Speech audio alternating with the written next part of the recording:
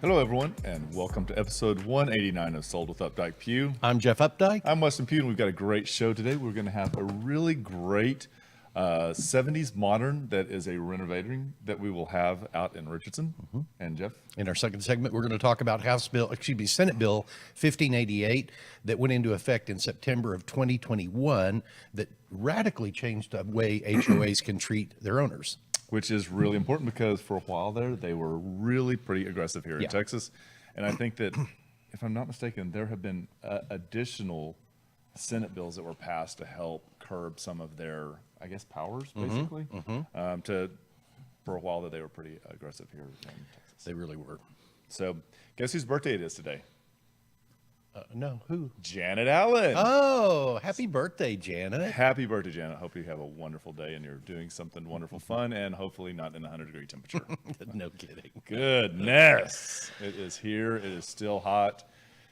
We saw that, what county was that, or city was that in, that was just south of Dallas that had the horrible fire that burned 9 homes. Terrible. Yeah, down by Sqft, Balch Springs. Balch Springs. God, Yeah. that fire was ridiculous. I was even talking to my sister about it, and it was just heartbreaking to watch from the helicopter how that was. So it's really one of those times when it's so hot, so dry.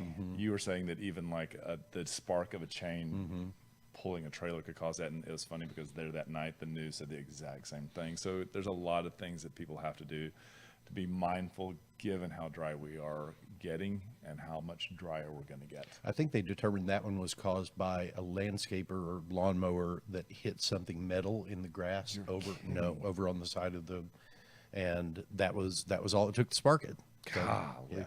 I mean, in the video we were seeing people like trying to hose off of their roofs, and it was such, given the fact that I've had my house burned down, it was not quite PTSD, but there's a lot going on at that exact moment. So interesting time. Aside from pools, is there anything else going in on your weekends? That is it right now. It is like finding a cool pool. My friend Ray has done an amazing job with, he's got a couple of sails that he put up over his pool several years ago. Bob and another friend of his, there's a joke all inside that, but Bob takes them down, and Bob and David put them back up, and they send Ray to load to Home Depot while they're doing it. So it's like, get him out of the way. Is he too helpful? He's helpful. But the cool thing is, it literally keeps his pool so cool this time of year that when I got in on Sunday, you had this really nice crispness. I mean, crispness that you just were like, this is the way a pool should be. That's a really good example of what he has. It's so interesting because we went to a friend's house on Saturday, and it was started at 2:00, and there was one sunbrella on the little tanning ledge, and it was like everybody was huddled under it. If you've ever driven through Texas in the middle of the summer and looked out into a pasture and there's a single tree and then every cow is crammed under it, I felt like that was us. It was ridiculous. It was so funny. Hot. What are you working on art-wise? I am really getting good at making these molds. I have really I was in the studio last night until 9:45. I am trying to create Christmas ornaments right now, but they'll have a lot more elements to it. So we'll see how it goes. It's been a little disappointing. I think it was 2 Saturdays ago I made 4 hours worth of a mess, but I'm getting better. We'll see. We'll see. Good art takes time. Doesn't it though? Doesn't it? So let's jump into Market Watch. Go for it. Okay, so Market Watch this week is going to look really great. Everything is in a positive mode.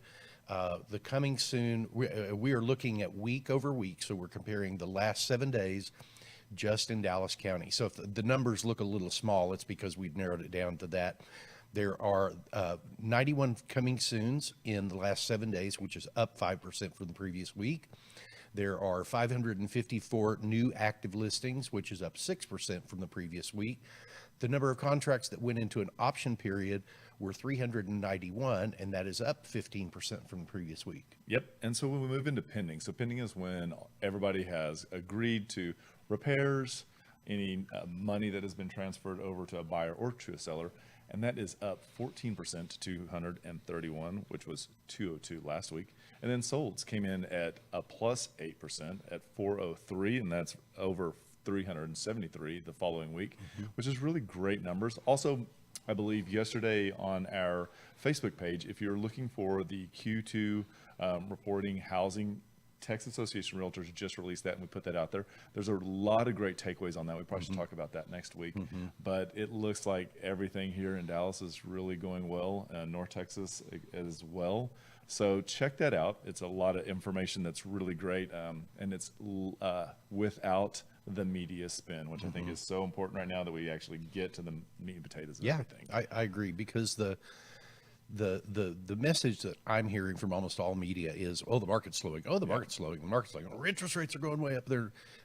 That is all true, but we're going from 100 miles an hour to 70 miles an hour. Right. And interest rates have inched up and they've inched back down. So they're. And it's interesting too, because they were saying that we're at 2.1 months worth of inventory. And you and I both know that 2.1 months worth of inventory means that if the house is clean and priced well, it's going to go in the first week or the first weekend. Well, we've had two in the last couple of weeks that were priced well. They were priced well. They were good, clean homes, and we still had multiple offers. Both of them still went under contract over list price. Yep. So it's slowing, but it's coming back to normalcy, I think, is a good way to look at it. And Nancy, we saw that Nancy had, I think, 11 offers, and they were 7 of them that were conventional financing, but then of that, 3 had waived their partial or complete appraisal. So again, we're seeing a lot loosening up. Everything isn't happening in 12 hours. Everything isn't all cash. So it's nice. It is nice to see a little calming, but yet still moving. Yep. So what house are we talking about this week? Let's talk about 403 South Grove in Richardson. This is a really great house. I saw this the other day, and I thought, wow, we should really reach out to the ladies and see if we can actually feature this one, because so many times we don't see something that's a 70s modern, and this is really a great one. It's also in a really great area of Dallas. It really is. Built in 1973, it is in an area that has such great access to Highway 75. You're about halfway between Main Street or Beltline Road, whichever you want to call it, right there, and Spring Valley on the south. And that you've got access to Texas Instruments, you've got access to so many things around there. It's really a wonderful area. When I first moved to Dallas, I lived not very far from there. Well, the great thing too is if you're not from Dallas, being close to 75 Central is going to get you all the way to Plano, to Frisco, and further north, and then all the way into downtown Dallas. So it's a really great commuter street. And then you have really nice access to 635, to George Bush as well, that go east-west. So you can get to DFW in a relatively speaking across the nation, short amount of time, and into Love Field as well for flights. And this is near one of my favorite places to eat, which is the DFW Chinatown. It's right there at Beltline and Greenville. I feel like every time we head north and we go past this, we time it so that we can stop here, because it really doesn't matter what you want to eat as far as an Asian food. They have everything from ramen, they have sushi, and then they have every Thai, Vietnamese, Chinese food there, and we love it all. Yeah, I would not say we've been to every restaurant in there, but we've been to a lot of the restaurants in there. We absolutely have. And one of the other things in this area is if you're relocating and you need to be close to work, State Farm has a campus that is just at City Line, and that is due north. You can take Greenville or you can take 75, and I believe it's right at about 11 minutes. So commuting in the Metroplex under 20 minutes, I would say, is a win. So close to 10 is 2 thumbs up. So something to check out. And as you can see here, they've got a great Facebook page or Twitter account that gives you a lot of information about what's happening out there. And that City Line development's really cool with all the restaurants and the shopping and everything that's just right there. You also have access to both the Dark Orange and the Red Line. I know, right there. And you can get to it, I think, it's 5 minutes away. And it's the one on Spring Valley. It's great. We were just talking about this before the show started, about how easy it is to get downtown from here and then also head north. And then you pointed out the Silver Line that they are beginning to talk about. Yep.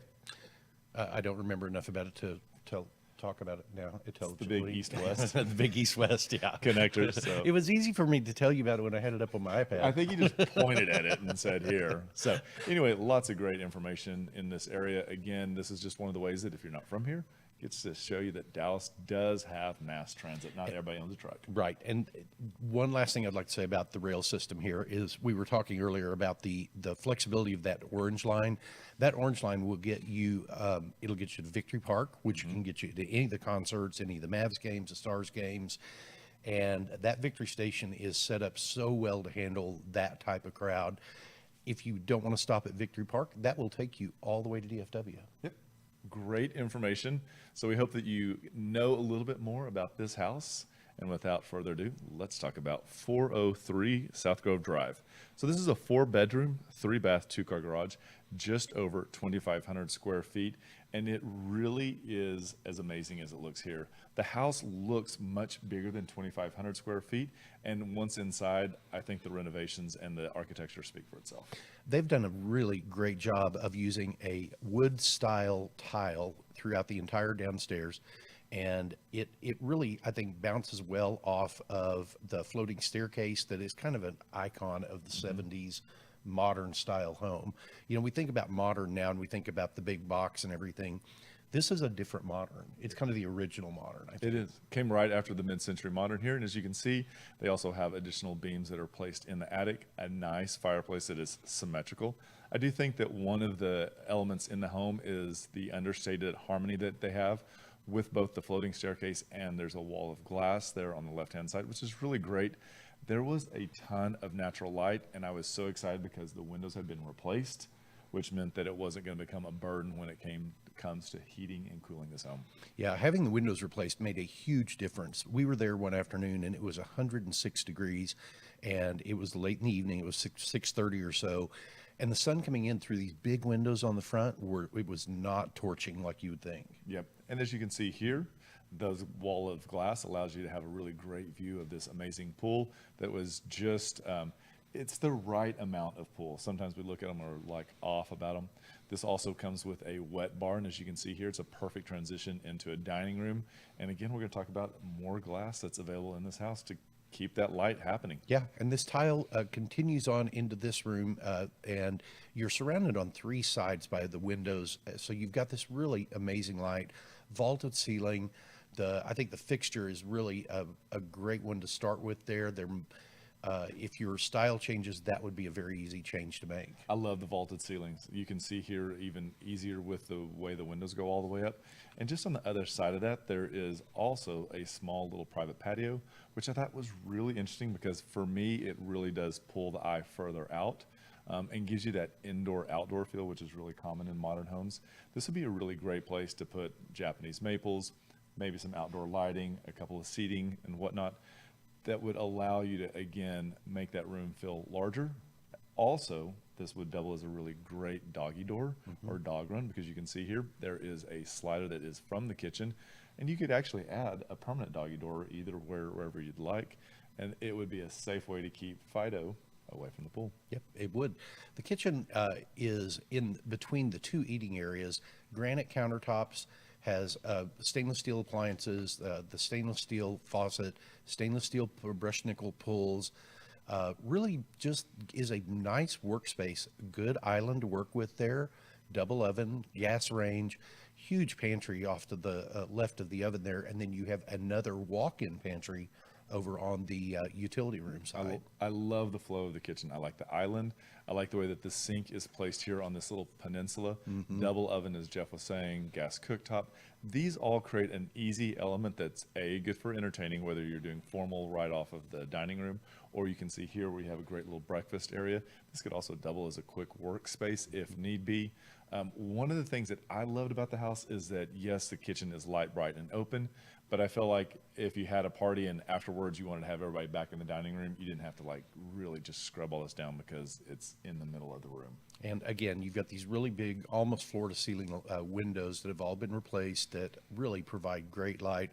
I think they did a really good job in keeping that original built-in there just to kind of keep the time of the room. And master down is a great asset, and this room is a really large room, and you'll see in the next picture how it scales with the end tables on the side of the king bed. You also have access to the outdoor, which is really great. And just on the other side of this is the hot tub. So I thought that the placement of this door, the hot tub, I felt like whoever was thinking really did a great job of putting it all together to make it so useful. And this bathroom that you're about to see, you're going to think we're going to have the same picture in it twice, but pay attention, because the way this bathroom is laid out, they have the vanity for one at one end of the bathroom and the vanity for the other at the other end. Right. And so you've got these really great, it's almost like having two bathrooms that are almost identical back to back.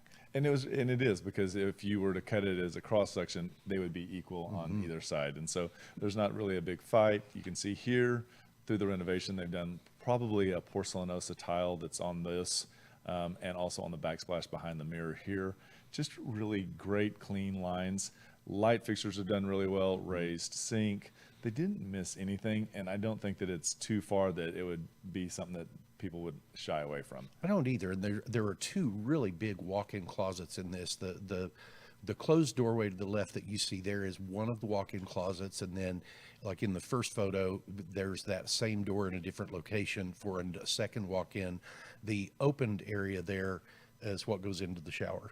And this is the second bedroom down, which is really great as well. This could also be at the study, given that it's at the front of the house, great natural light. But those are two separate, really large walk-in closets. I was really surprised at how big the walk-in closets were. And this also has a full bathroom. This is the bathroom that is also used by the public, but it is also accessed by that bedroom as well. So it, technically, though not a private ensuite, it is ensuite for this bedroom. This is the upstairs bedroom. You've got two bedrooms up. This is one of them, still a really large size.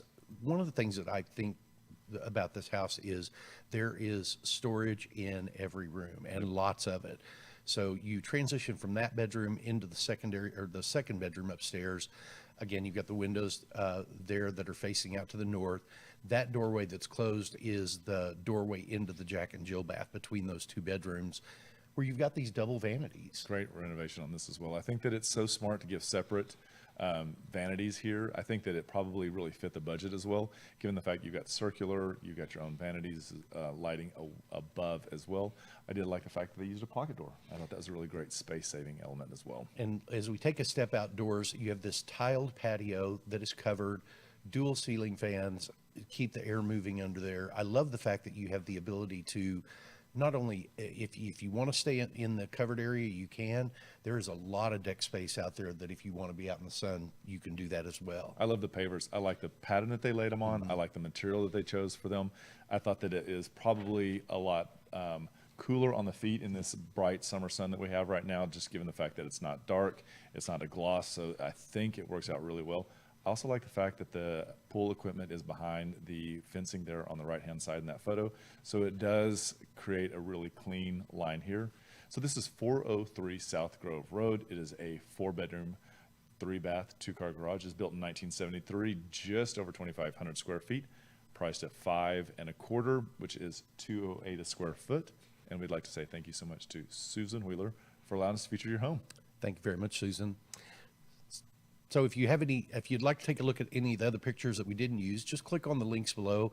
If you'd like to take a look at this property, we would love to make that happen for you as well. And with that, we'll be right back. There are lots of ways to keep up with us. Visit and like our Facebook page to watch us live and get updates about future show topics. Also, visit our Instagram account where you can see the latest homes we have for sale. You can also check out our website at updikepew.com, where you can create customized searches of active and sold homes that you may find of interest. If you'd like to know how much your home is worth, visit homeprice.fyi and you can get a price instantly. Just enter your address and a couple of other pieces of information and we will email you a price. If you are on the go and podcasts are better for you, our second segments are available on iTunes and Spotify. Last of all, you can reach out to us by phone or text at 214-377-2223. Hi, everybody. Welcome back to second segment, episode 189 of Sold with Updike Pew. I'm Jeff Updike. I'm Weston Pugh, and today we have a very timely and important discussion to talk to you about, and that is HOA changes per Senate Bill 1588. And these were, I think, some of the most important changes in the way HOAs can act that I've seen in a very, very long time. And I think that if you're not from here, or if you haven't lived inside of an HOA, you may not realize that here in Texas that the HOAs they had a lot of teeth and they had a lot of power. And I think that Texans really don't want to be told what to do with their property in general. And even though, yes, you're moving into an HOA, some of these things that they were doing were just a little too much. Yeah, I agree.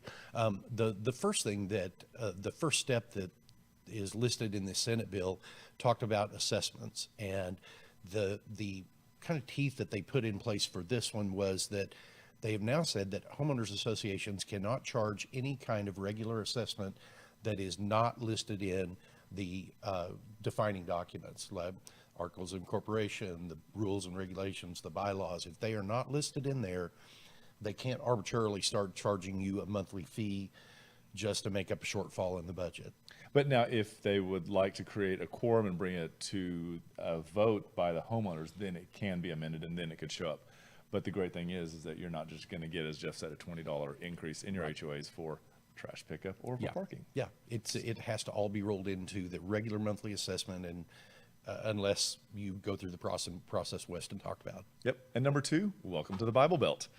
The displays of religious items now are going to be allowed on your personal property. It's interesting to me that this was prohibited before. It kind of blows my head that, because at some point you could just about say that anything around Christmas could be deemed a religious expression.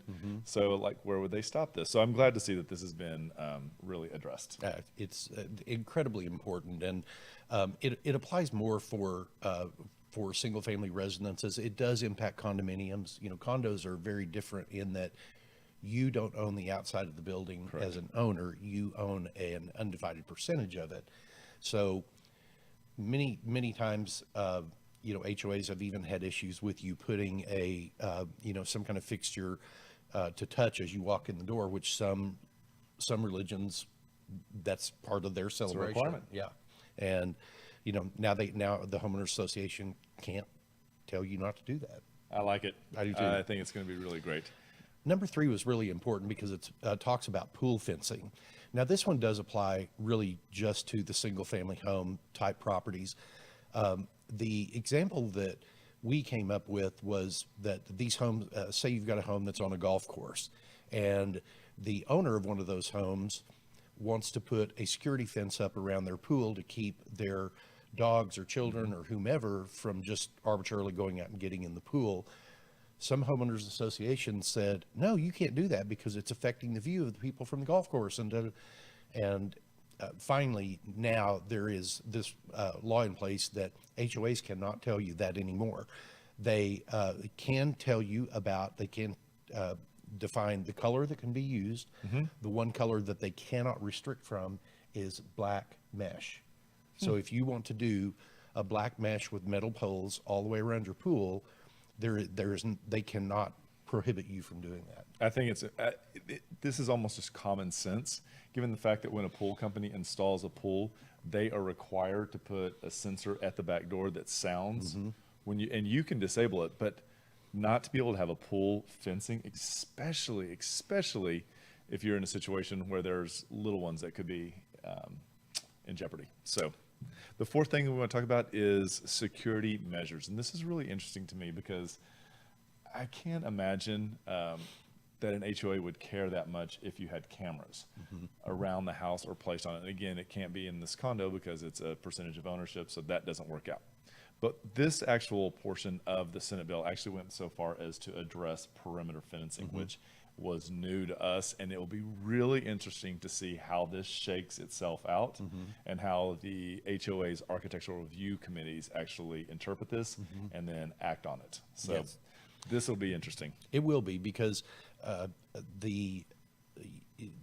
again, going back to single family homes, like Weston said, many times people want to fence their front yard, and they should be able to do that as a security measure if they want to, but HOAs have in the past said, no, you can't do that.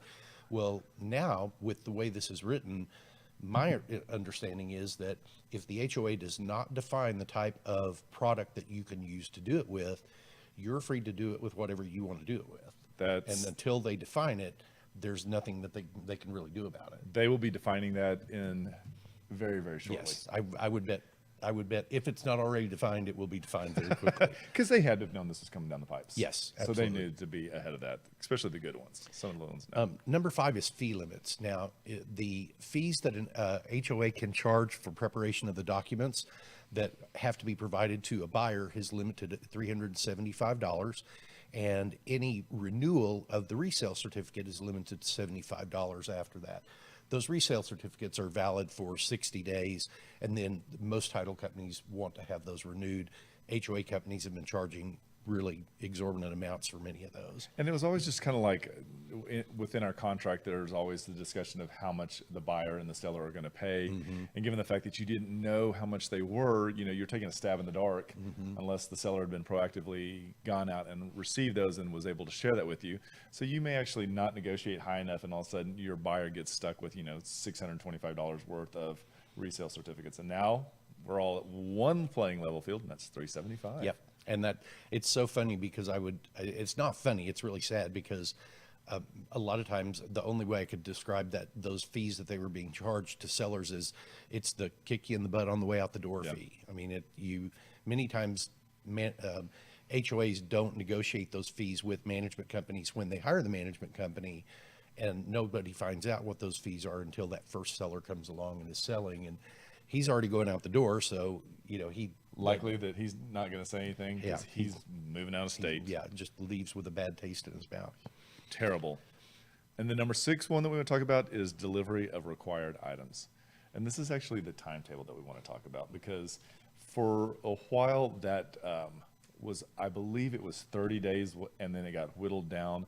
And now after a second request in a mailed format, the HOA has 5 days to get you the necessary bylaws and docs.